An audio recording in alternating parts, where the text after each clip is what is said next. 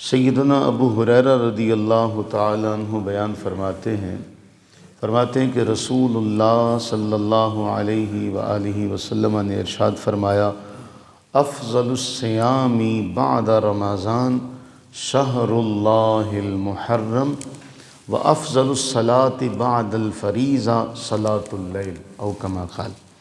فرمایا اب اس سے ایک بات واضح ہوتی ہے، افضل الصیام، افضل ترین روزے رمضان کے روزے ہیں اللہ تعالیٰ جل وعلا کی بارگاہ میں، اور رمضان کے روزوں کے بعد اللہ تعالیٰ کی بارگاہ میں سب سے افضل ترین اللہ کے مہینے محرم کے روزے ہیں۔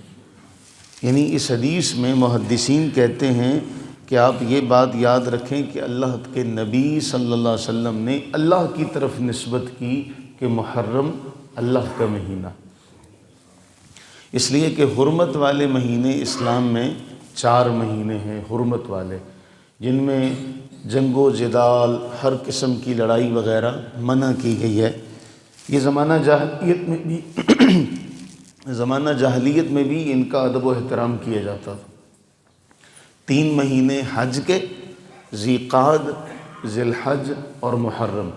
ذی قعد میں لوگ حاجی اللہ کے گھر کی طرف جاتے تھے اور محرم میں وہ واپسی آتے تھے۔ ذو الحج حج کا مہینہ، 3 مہینے یہ، اور پھر 6 ماہ کے بعد رجب کا مہینہ، وہ عمرے کے لیے خاص ہوا کرتا تھا۔ یہ 4 مہینے ایسے ہوتے تھے کہ اس میں عرب والے اپنی تلواروں کو اتار کے رکھ دیا کرتے تھے۔ دشمن، جانی دشمن بھی سامنے آتا تو کیونکہ ہتھیار پاس نہیں ہوتا تھا تو ان 4 مہینوں میں اپنا وہ سفر کیا کرتے تھے۔ تو اللہ کے نبی صلی اللہ علیہ وسلم نے فرمایا سب سے افضل ترین روزے رمضان کے، اور اس کے بعد اللہ کے مہینے محرم کے، اور اس کے بعد ایک جملہ کہا کہ سب سے افضل ترین نماز فرض نماز ہے، اور اس کے بعد اگر کسی نماز کی اہمیت اللہ کی بارگاہ میں ہے وہ صلاۃ اللیل کی ہے۔ صلاۃ اللیل بمعنی تہجد کی نماز۔ تو اللہ سے یہ دعا کرنی چاہیے کہ اللہ ہمیں افضل ترین روزے رکھنے کی بھی توفیق عطا فرمائے، اور محرم کے مہینے کے بھی روزے رکھنے کی توفیق عطا فرمائے۔ ایک بڑی اہم بات ہے، عامت الناس میں تو لوگوں کو نہیں پتہ، جیسے ہم جس نماز کے بعد نفل نماز پڑھی جاتی ہے ہم نفل نماز پڑھتے ہیں، یا ہم نوافل کا مثلا اشراق ہو گئے، اوابین ہو گئے، ہمارے ہاں اس کا اہتمام کیا جاتا ہے۔ تو نفل صرف نمازوں میں نہیں ہے، نفل روزوں میں بھی ہے۔ تو ہمیں یہ بھی کوشش کرنی چاہیے کہ ہم صرف رمضان کے روزے رکھتے ہیں اور 11 مہینے ہمارے ہاں کوئی معمول نہیں۔ ہمارے ہاں جو بزرگوں کا معمول ہوا کرتا تھا وہ ان آنے والے چھوٹے موٹے جو ہمارے ہاں دن مقرر ہیں ان میں روزہ رکھنے کا اہتمام کرتے تھے۔ اب ہوتا کیا ہے، ایک آدمی نے 11 ماہ روزے رکھے ہی نہیں ہیں تو اس کو رمضان کے روزے رکھنے مشکل ہو جاتے ہیں۔ لیکن اگر نفل روزوں کا اہتمام انسان کرتا رہے تو جس طرح انسان نفل نمازوں کا اہتمام کرتا ہے تو اس کے لیے فرض بھی آسان ہو جاتے ہیں۔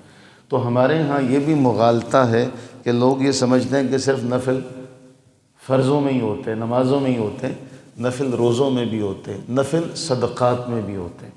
اللہ تعالیٰ جل وعلا نے ہم پر اگر زکوٰۃ کو فرض کیا ہے تو زکوٰۃ کے ساتھ ساتھ نفلی صدقات کا بھی حکم دیا۔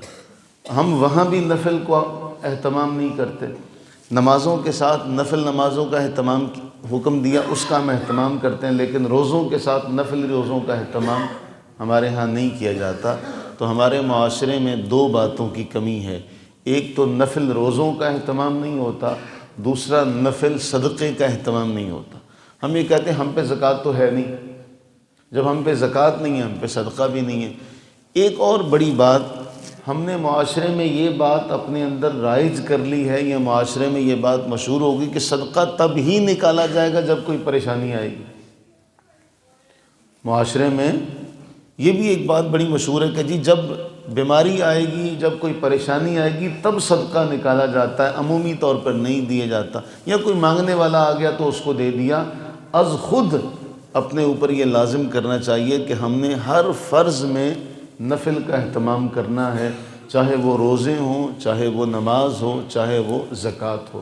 اللہ سے دعا فرمائیں کہ اللہ تعالی ہمیں ان نفلوں کا اہتمام کرنے کی بھی توفیق عطا فرمائے۔ کیوں؟ وہ بات ذہن میں رکھیے گا کہ اگر فرائض میں کمی ہوئی تو نوافل کے ذریعے پورا کیا جائے گا۔ تو فرضوں نماز میں تو ہم نے نفل کا اہتمام کر لیا، تو روزوں میں، زکوٰۃ میں، ہمارے ہاں دیہات میں، چونکہ ہم دیہات سے تعلق رکھتے ہیں نا، تو ہمارے ہاں لوگوں کے پاس کئی ایسا سونا ہے، 7.5 تولے سے زیادہ کا سونا کئیوں کے پاس، کئی ایسے خاندان ہیں جن میں اتنا سونا پایا جاتا ہے کہ ان پر زکوٰۃ لاگو ہوتی ہے، لیکن وہ صرف سال بعد زکوٰۃ دیتے ہیں، اس کے بعد کا اہتمام نہیں کرتے۔ اللہ تعالیٰ اپنی رحمت کاملہ کے صدقے ہمیں نفل کا اہتمام کرنے کی بھی توفیق عطا فرمائے۔